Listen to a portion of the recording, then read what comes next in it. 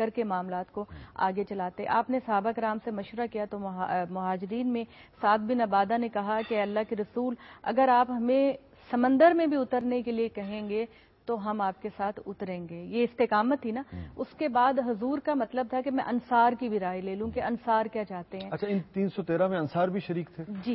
یہ جو سعد بن عبادہ انہوں نے کہا وہ انصاری ہی تھے. حضرت مقداد انصاری تھے. انہوں نے سعد بن معاذ، کیونکہ وہ پہلے جب بات ہوئی تو پہلے حضرت ابوبکر نے کہا کہ ہم آپ کے ساتھ چلیں گے.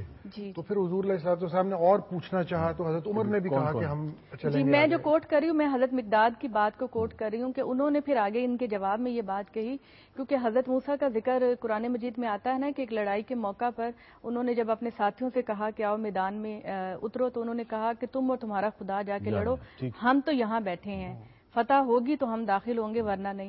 تو حضرت مقداد نے یہ بات کہی کہ ہم موسیٰ کی طرح یہ بات نہیں کہیں گے کہ اللہ اور اللہ کا رسول جا کے لڑے، آپ ہمیں جہاں بھی لے جائیں گے ہم جانے کے لیے تیار ہیں. تو یہ وہ ثابت قدمی اور استقامت ہے جس کا قرآن مجید جگہ جگہ ذکر کر کے یہ بات کہتا ہے کہ جب مومن استقامت کا مظاہرہ کرتے ہیں تو اللہ آسمان سے مدد نازل کرتا ہے.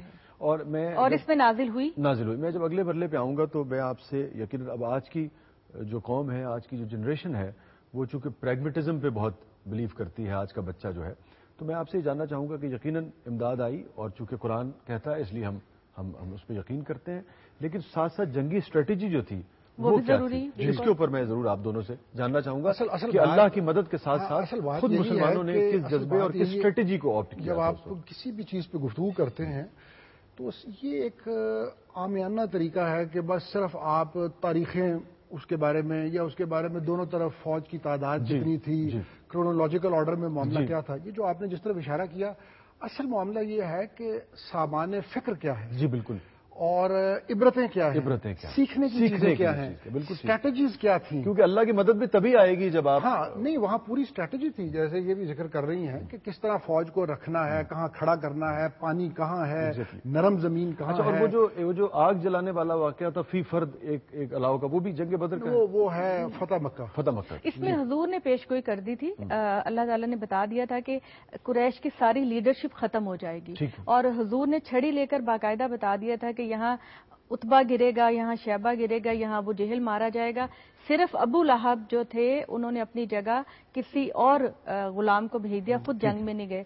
تو اللہ تعالیٰ نے اس کی سزا ان کو اس صورت میں دی کہ وہ طاعون کی بیماری میں، کوئی اسکن ڈیزیز کی بیماری میں مبتلا ہو گئے. اور جب قریش واپس گئے ہیں تو اتنی زیادہ ان کو وہ تکلیف تھی کہ دوسرے ڈرتے تھے کہ ہمیں نہ لگ جائے. تو ان کے بیٹے بھی ان کو چھونے کے لیے تیار نہیں تھے. چنانچہ انہوں نے حبشی غلاموں کو پیسے دے کر ان کی لاش کو گھسیٹا اور گڑھے میں جا کے پھینکا. یعنی عبرتناک پوری لیڈرشپ ختم ہو گئی. مجھے ان کی طرف بڑھنا ہے. جب میں واپس آؤں گا تو جو اسٹریٹجی تھی، جیسے آپ دیکھیے کہ بدر کی اسٹریٹجی، پھر فتح مکہ کا آپ نے فرمایا کہ جب آئے تھے اور باہر ٹھہرے تھے ایک رات قبل، تو انہوں نے ایک بجائے اس کے کہ 5 6 لوگ علاوہ روشن کرتے، فی فرد یہ حکم دیا کہ علاوہ روشن کرو، جس سے وہ جو مختصر وہ تھا وہ بہت عظیم لشکر جو ہے وہ لگنے لگا. پھر جنگ خندق میں بھی ہمیں اسٹریٹجی نظر آتی ہے کہ خندق کھودی گئی. تو اللہ کی مدد کے ساتھ ساتھ اللہ کی دی ہوئی عقل کا اور فکر کا بہترین استعمال ہمیں نظر آتا ہے. اس کی واضح مثال جنگ احد میں نظر آتی ہے. آگے چل میں اس کی طرف پھر جب آئیں گے تو بدر کے اندر کیا اسٹریٹجی تھی، اس پہ میں آپ دونوں سے جاننا چاہوں گا.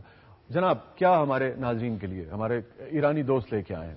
جی، اب اس کے بعد جو ہے وہ نعت حضرت رسول صلی اللہ علیہ وسلم ہے عربی زبان میں. سبحان اللہ.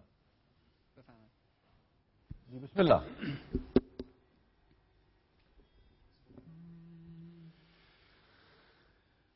نداء عند العرش تردد محمد يا محمد يا محمد محمد يا محمد